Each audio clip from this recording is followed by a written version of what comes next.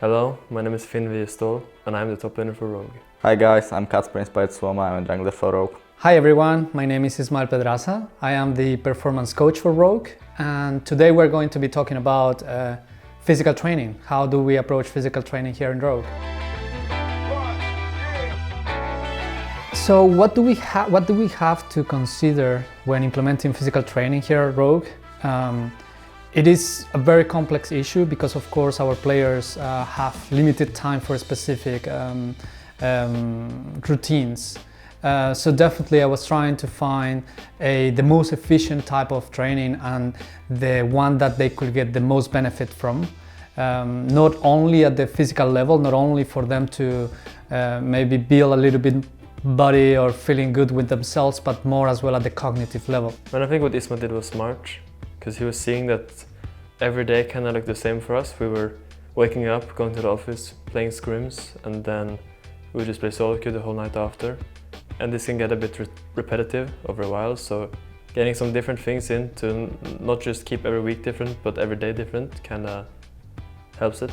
So I like what he did.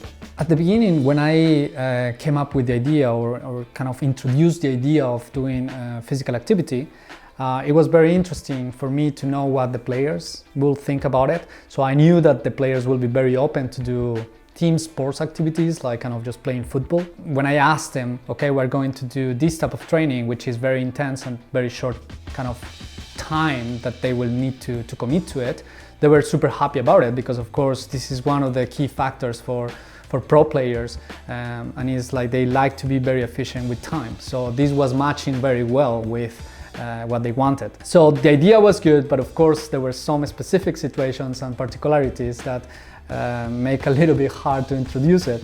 Inspire, he was very against the idea of waking up early and having to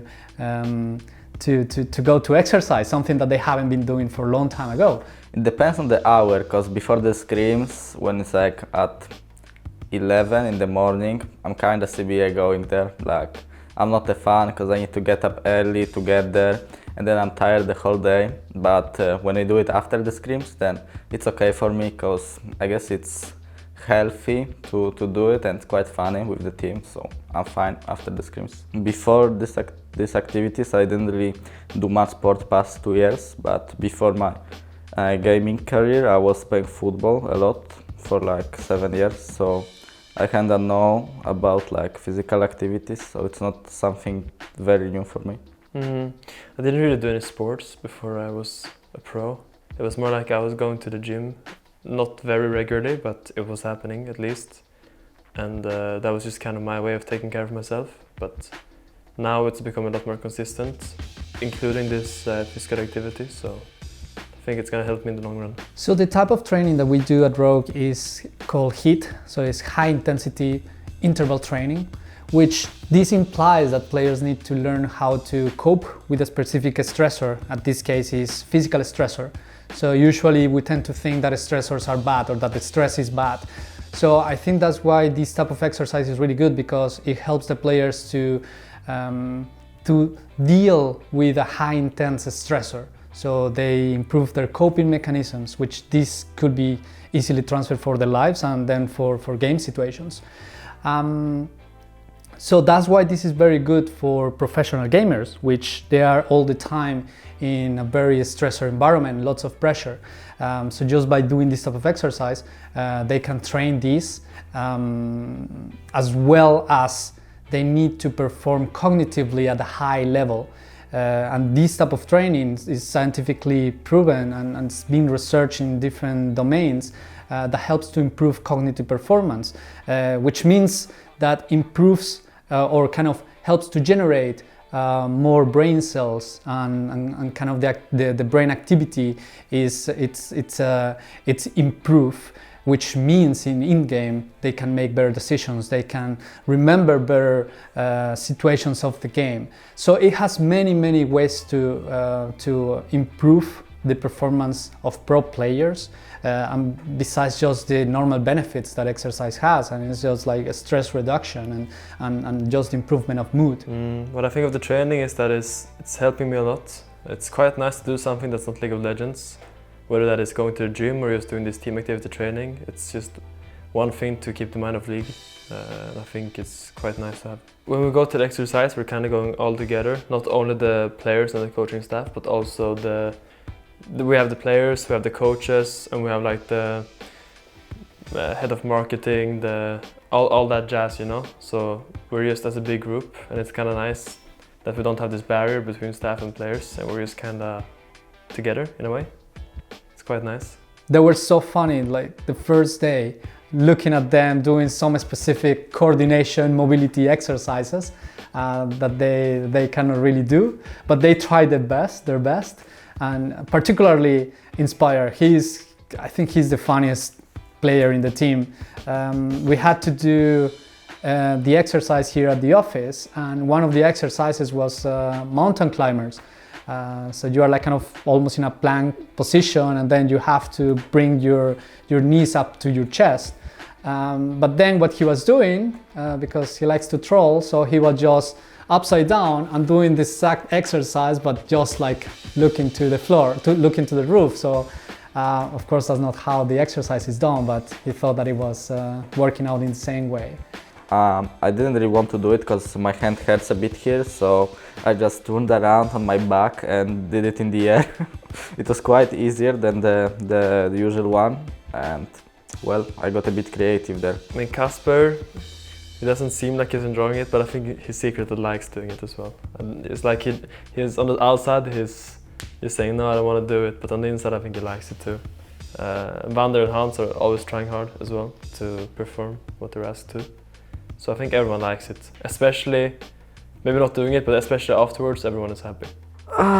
Well, when I get tired, I just do it a bit less. I don't put that much effort into it. But yeah, I'm trying my best at the beginnings. Sometimes it doesn't go too well. So the funny stories is probably Larsen, because he's the biggest tryhard ever. Like he's tryharding since the beginning to the end of the training, and he's doing every exercise as good as he can. So yeah, he's the biggest tryhard. I kind of respect it, but also I don't know how he can manage to do that for the like whole 40 minutes or something. I mean, there was one time we were doing this thing on the ground, we were lying on mats, and we were like supposed to raise our bodies and lower them. But Larsen was lying in front of me and he was like flapping around like a fish, so I couldn't really focus on what I was doing. It was just this ginger in front of me was flapping around on the floor, and I couldn't focus on what I was doing because it was just too big of a sight.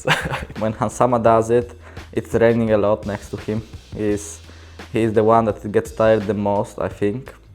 Vander is trying to do it really hard and really well, but he also gets tired in like half of the training. So second half is quite not productive for him, I would say, but he's working on it. And Finn, I expected more from him because he's going to the gym regularly, and I thought he would be like doing these exercises quite easily, but he also has some troubles, so well, I expected more from him. And my favorite exercises are probably the ones where I don't feel like I'm dying afterwards. Some exercises last for so long and you just feel like you want to throw up or you just want to die. I mean, there's a lot of lower body exercises, like different variation of squatting and a lot of core and legs. So that's mainly what we're focusing on now in the exercise we do as a team. It's not a lot of weight, it's more our own body weight, and we're just doing it at a high intensity, so it's more like a cardio in a way. So one of the benefits that we have seen already from the 5 weeks that they've been training, it's been how they've been able to work as a team. Some of the exercises in the training, it's about helping each other up or kind of giving some words of motivation, and we have seen these transfer here for example in-game. We have seen this here when they have to do specific exercises or activities on a day-to-day basis. So that helps a lot as well for the competition itself, which is great. Well, I don't see any improvements yet, but I think it will matter at some point, because we will just get better and better at it, and I think it's helpful. I mean, I remember the first time we did it, everyone was just kind of dead afterwards. And if I would say there was any improvement, I would say we're at least not dead now afterwards. So that has to mean something, right? The end goal of this type of training, on this part of our performance approach, is obviously to optimize players' performance, in-game performance. So we hope that we can develop this approach for next split and just continuing with the years, so they can, and we as a team can get real benefit from this type of approach. Okay, I hope that you have learned something about our approach to physical training, and you get some ideas how you could get benefit from HIIT training especially. Thanks for watching. Well, when it's getting cancelled, I'm not too sad about it.